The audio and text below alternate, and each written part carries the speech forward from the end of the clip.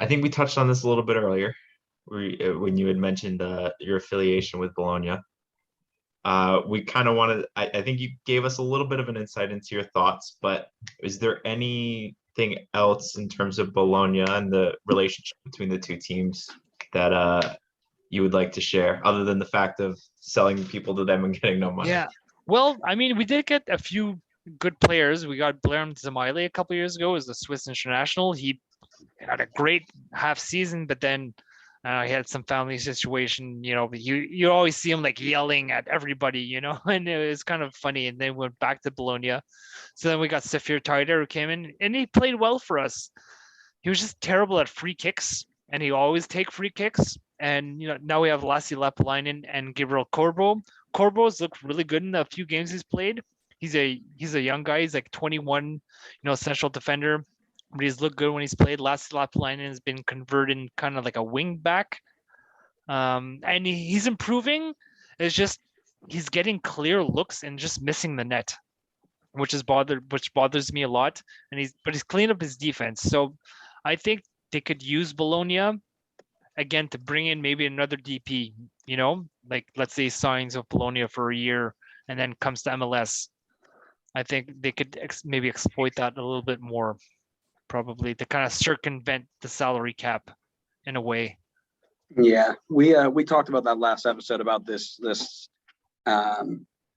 almost like MLS had like, on paper it was such a good idea. Let's partner with Euro teams and get more talent in the league. And it's just turned into a bunch of poaching of like I said, as a Red Bull fan, right? Just poaching our best players. And outside of last season, really was the only time that we got something from them.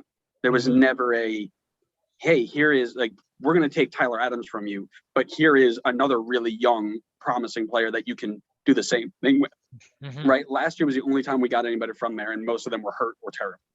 Cornell was the only one who really worked out. So it hurt. And like I said, then you have the flip side of NYC that doesn't get a lot of players but gets a ton of money, and that also makes things easy. City Football Group is one of the richest teams. I mean, they're owned by the Prince of Qatar or something, or I thought it was Saudi Arabia or something like that. Yeah. But yeah, they got money. So that was the question that this question came out of last. Saudi Arabia is Newcastle now. Oh, that's right. Yes. One of the princes of Saudi Arabia. So imagine having that much money. You're like, I'm just gonna go buy a football team and just give them like they have unlimited resources. Right. We still almost got relegated. Unbelievable. So and they're a big club, Newcastle. Oh yeah, they're massive, right? Who would you say was your best get from Bologna? Like, what was the best example of that partnership? Would you give? I think Zamaili is probably the best player we had. I mean, if we would have had him and Piatti together for a little bit longer, I don't think our playoff drought would have been 5 years. But again, he had kind of a bad attitude, and he was kind of looked down on MLS a little bit when he came here and wanted to go back. Taider gave us some good football, but again, he was kind of a defensive liability and was terrible at taking free kicks, and he took all the free kicks. But again, like it could be, like I said, they could exploit them a little bit better, to get more players coming in, and maybe. But what we do, we'll send a lot of our young, promising players, or like Georgie, for example. They went to train with Bologna during the off season, which I think that actually helped Georgie Mihailovic a lot. He probably learned a lot of things training with them. Sure. Yeah. What about outgoing? Who is like your best? Like you got them and you sent them over if you have anybody. Well, we sent Louis Binks, like I was saying before. He was our best defender, and he was just 19 years old the year that Henri was here. But who else would I send there? Is that kind of the question? Like, you could throw that in there. I mean, I don't want to see Georgia go there again because we'll probably get nothing.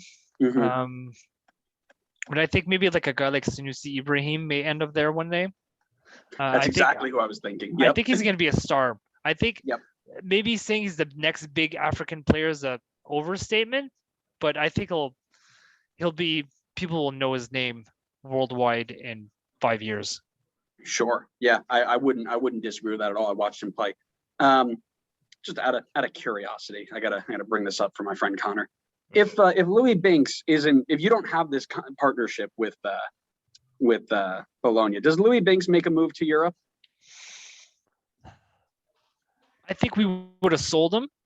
I mean, one of the big reasons he came here was the Henry factor, you know, and I know when he came over, Mourinho tried to convince him to stay with Tottenham, but he wanted playing time, he wanted to play with men, so that's why he ended up coming here. And also Henry, they had the same agent and all that connection. Right. Yeah. Now, Connor made this comment last week about the best example of the positive partnership between MLS and European clubs being Nick's Discord. Yeah. Yeah, that was my reaction. No. That was my reaction. You're out of your mind. My argument was that you could use NYC can use their link to Man City and tell players, oh, if you come here and you just play like half decent, you could get signed by Man City, because Mix Diskerud would have never been signed by Man City had he never played for NYC. Yeah. So that's why I go to that example. He played with NYC 1 year, 2 years. I think he played 1 or 2 years, but he also never actually signed for, like, he signed for Man City, but he played for City under 23s and then got loaned out to like 19. He still got signed. He got into the Man City system. He could have been cut by NYC, picked up on a free by any of those other teams, and played there consistently and gotten his move to Europe. Just a bad take. It's a I remember that. We were kind of, I don't know. I remember it. We have I think CF Montreal might be the team that has the most podcasts dedicated to them.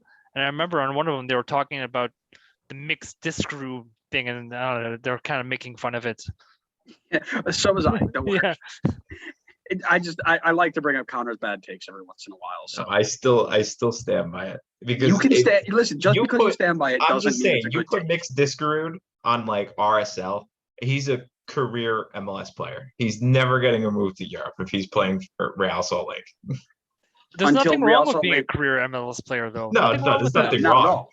Until Real Salt Lake lets his contract run out, and then he signs with a team in Cyprus anyway, which is where he is now. He doesn't He's in need. He Cyprus doesn't now? need to play.